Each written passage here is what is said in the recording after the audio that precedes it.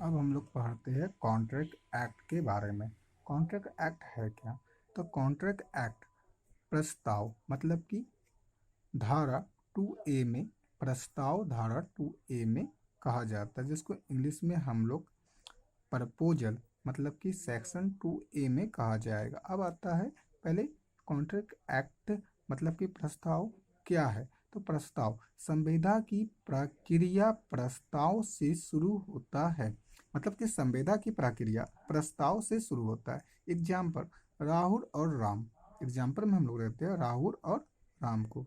तो राहुल ने राम को कहा कि तुम मेरे साइकिल को खरीदोगे। तो राहुल ने प्रस्ताव रखा राम के पास। एग्जाम्पल सिंपल सा है कि अगर आप कोई चीज़ किसी को बेच रहे हो तो वे एक प्रस्ताव ना दे रहे हो उसको। अब उसकी इच्छा है कि वे खरीदेगा कि नहीं खरीदेगा, वे उसकी इच्छा है, इच्छा पे निर्भर करता है। राम ने कहा हाँ मैं यह साइकिल लूंगा। राम ने कहा हाँ मैं ये साइकिल लूंगा। तो यह एक स्वीकृति मतलब कि सहकृति धारा 2B में कहलाती है। अतः प्रस्ताव का उद्देश्य वेद संवेदा स्थापित करने के लिए होना चाहिए। अगर इसका उद्देश्य वेद संवेदा स्थापित करना नहीं तो उसे प्रस्ताव नहीं कहा जाएगा। तो ये क्या एग्जाम्पल, अब जैसे एग्जाम्पल आप भी लोग ले लो। आपने अपने मित्र को कहा कि मैं ये कॉपी किताब या कोई ETC कुछ भी आप उसको बेचना चाहते हो, वे अपने दोस्त के सामने प्रस्ताव रखे। अगर वे खरीदने का इच्छुक रहेगा तभी ना वह खरीदेगा, वे तब नहीं खरीदेगा। तो इसका मतलब है कि वे स्वीकृत है कि नहीं है। तो वे अगर स्वीकृत है तो वे संविदा मतलब कि प्रस्ताव बनता है, संविदा का प्रस्ताव बन जाएगा, नहीं तो नहीं बनेगा। अब आता है सहकृति। अब सहकृति क्या है? तो सहकृति धारा 2B में कहा जाता है सहकृति संविदा का एक आवश्यक कड़ी है। मतलब जो प्रस्ताव है इसके बिना की स्वीकृति के बिना ये प्रस्ताव कुछ नहीं है। जब तक दो व्यक्ति एक दूसरे पर कह के निर्भर नहीं हो जाता कि हाँ मैं साइकिल लूंगा कि नहीं लूंगा, तो वे एक सहकृति बन जाती है।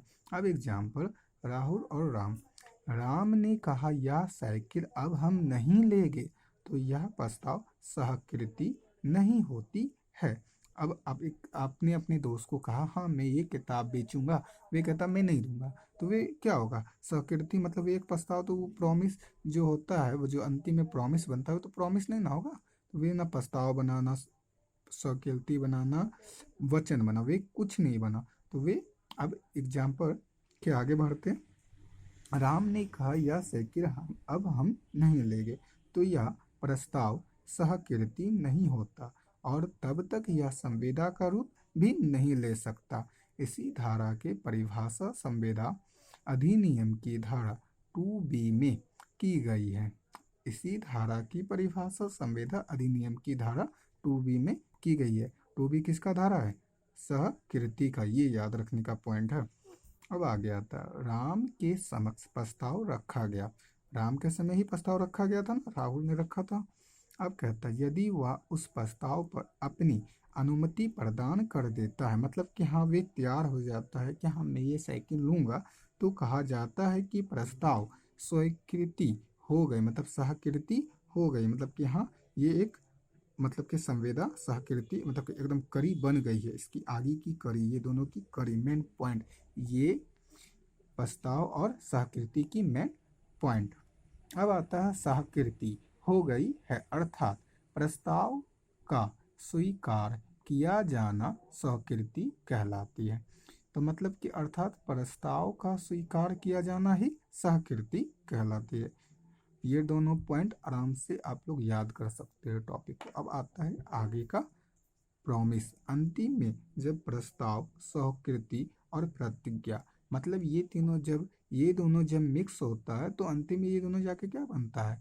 ये भी धारा 2B में ही आता है प्रॉमिस, लेकिन इसका प्रतिज्ञा बोलिए, प्रॉमिस बोलिए या वचन बोलिए, ये भी आता है सेक्शन 2B में। अब आता है संविदा का आशय से किया गया प्रस्ताव जब स्वीकार कर लिया जाता है तो इसी सहकृति प्रस्ताव को प्रतिज्ञा या वचन कहा जाता है।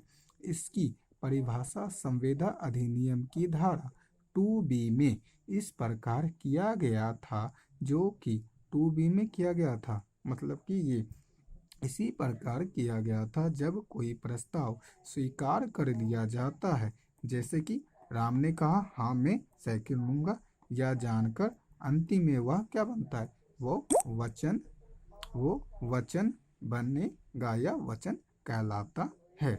सिंपल से याद टॉपिक, सिंपल सा टॉपिक है। राहुल ने राम को कहा मैं साइकिल बेचूंगा। राहुल ने राम को कहा मैं साइकिल बेचूंगा।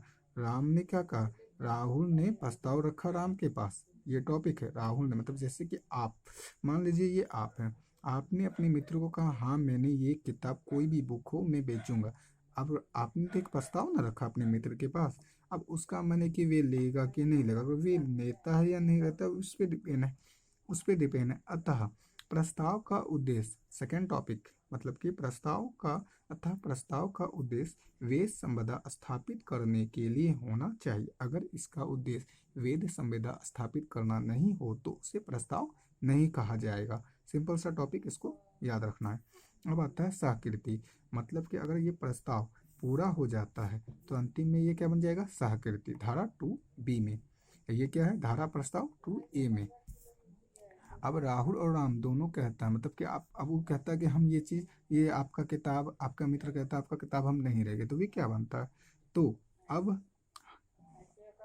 प्रस्ताव स्वीकृति नहीं होती है। मतलब वो आपके मित्र कहेगा तो वे एक प्रस्ताव स्वीकृति नहीं हो, लेकिन हाँ वे अगर जब कह देगा कि हाँ मैं लूंगा तो वे स्वीकृति हो जाती है, वे संवेदा में आ जाती है।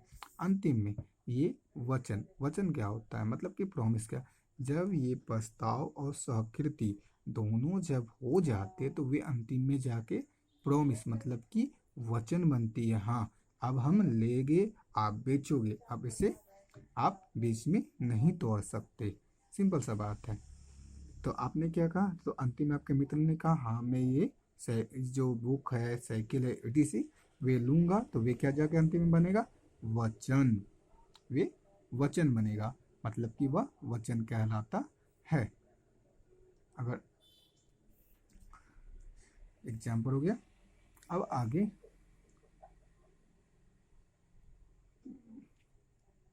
और भी एक एग्जाम्पल है। आप मानिए आपने अपने भाई को कहा मैं आपको 10 रुपया दूंगा। अब आपका भाई ये लेगा कि नहीं लेगा वे उस पर डिपेंड करता है। वे अगर लेने के लिए तैयार हो जाता है तो वे क्या होता है, एक स्वीकृति हो जाती है धारा 2 के हिसाब से। सिंपल सा टॉपिक है। और प्रतिज्ञा, अंतिम में वे दोनों जाके प्रस्ताव और स्वीकृति जाके अंतिम में प्रॉमिस बन जाएगी। जब वे ले लेगा कि हाँ अब मैं वे लूंगा, तो एकदम वे जाके अंतिम में क्या बन जाएगी, वचन। आगे आप लोग भी अपने बारे में आप भी थोड़ा सा सोचिए और थोड़े थोड़े एग्जाम्पल को अपने दिमाग में सोचिए कि आप क्या करते हैं। क्योंकि आप लोग कोई भी, हम लोग जैसे किसी को कुछ देते हैं उधार के तौर पे वगैरह, तो ये सब भी एक प्रस्ताव, स्वीकृति, प्रतिज्ञा यही सब में आता है। इसको हम लोग कॉन्ट्रैक्ट कहते हैं। जैसे कि कोई बैंक हो वगैरह, इसमें कॉन्ट्रैक्ट चलता है। एटी से एक चीज आता है, ए proposal, A proposal when accepted become promise. मतलब इसका क्या होता है, तो ए proposal when accepted become promise.